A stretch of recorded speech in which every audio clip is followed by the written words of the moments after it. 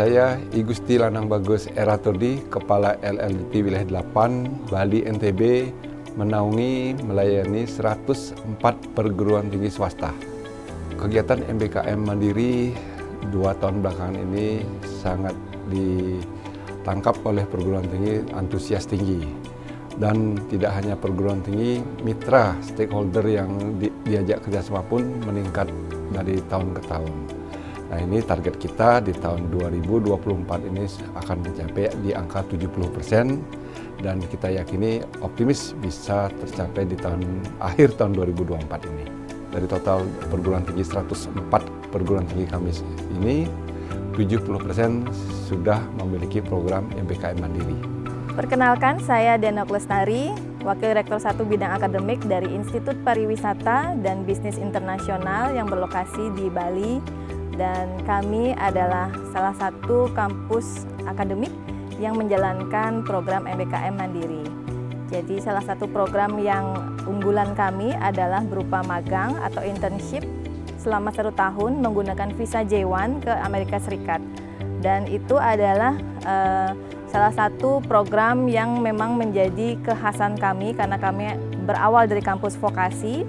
Jadi mahasiswa menjalankan program magangnya selama 1 tahun di Amerika Serikat di bidang perhotelan, di mana mereka belajar sekaligus bekerja, sehingga setelah 1 tahun berada di Amerika Serikat mereka bisa kembali dan menyelesaikan studinya.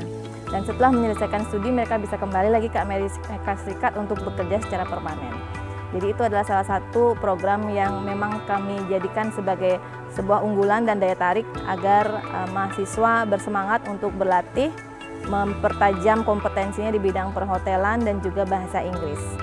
Baik, nama saya Niputu Kamaryati, biasanya dipanggil Ibu Mary. Saya selaku Dekan Fakultas Kesehatan di Institut Teknologi dan Kesehatan Bali atau sering dikenal dengan ITKes Bali. Menurut saya multi-sektor dialog ini atau MSD ini, kegiatan ini sangat bagus sekali. Kenapa kami ingin mengikutinya? Sehingga kami ingin mengetahui bagaimana caranya melakukan kerjasama dengan mitra, yaitu baik itu dari mitra dari institusi pendidikan maupun mitra-mitra lain, yaitu di luar dari institusi pendidikan. Di samping itu, karena kami dari kesehatan, mungkin saja kami akan banyak belajar dari institusi-institusi yang lainnya yang di luar kesehatan. Di samping itu juga di MSD ini ternyata banyak hal juga nanti yang akan didiskusikan.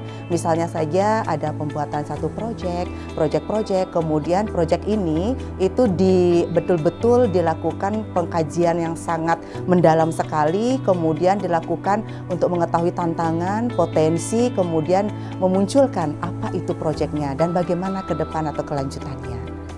Nama saya Made Perdana Skolastika, saya kebetulan Kepala Unit Pelaksana Teknis Pengembangan Kurikulum dan Kampus Merdeka di Universitas Mahasaraswati Denpasar, Bali.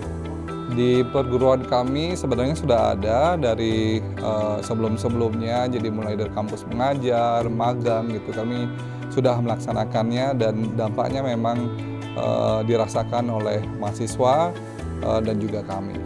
Kami sangat menginginkan atau berharap besar sekali jika adanya kegiatan flagship ini sebagai trigger buat kami, terutama kami dari perguruan PTS, perguruan tinggi swasta, sehingga adanya hibah, kemudian adanya kegiatan flagship ini dan memberikan motivasi pada mahasiswa dan itu tetap diteruskan atau dilanjutkan. Sampai kami bisa melakukan yaitu kegiatan MBKM secara mandiri. Jadi yang kami harapkan sebagai perguruan tinggi tentunya bagaimana melakukan penyesuaian terhadap proses pembelajaran kami. Jadi dari pihak Kemdikbud kami berharap sekali mendapat pendampingan untuk penguatan kurikulum kami. Jadi penyesuaian banyak hal, kurikulum, metode dan materi belajar dan apa yang seharusnya kami lakukan, mohon petunjuknya dari Kemdikbud. serta mohon pendampingan juga agar kami bisa melakukan MBKM mandiri dengan cara yang benar dan sesuai dengan yang ditargetkan oleh Kemdikbud. Harapan kami terhadap program MBKM memang sebenarnya lebih ke bersyukuran ya Mbak ya. Jadi bersyukur bahwa ini diakomodir begitu, di mana mahasiswa lebih punya pilihan-pilihan gitu. Jadi saya melihat ketika mahasiswa diberikan pilihan untuk merdeka gitu, maka mereka punya ruang untuk menentukan apa yang penting buat mereka. Jadi mereka akan punya konsep melakukan apa yang penting, bukan yang penting melakukan, begitu. Jadi mereka lebih berkesadaran ketika memilih apapun. Karena contohnya tempo hari ada mahasiswa yang dikonversi 20 SKS pada satu program, tapi yang bersangkutan tetap datang di dalam kelas dan mengikuti dengan baik gitu. Jadi bagi saya di titik itu mahasiswa tersebut sedang menghidupkan yang namanya merdeka itu sendiri. Jadi merdeka belajar juga artinya belajar merdeka. Terima kasih.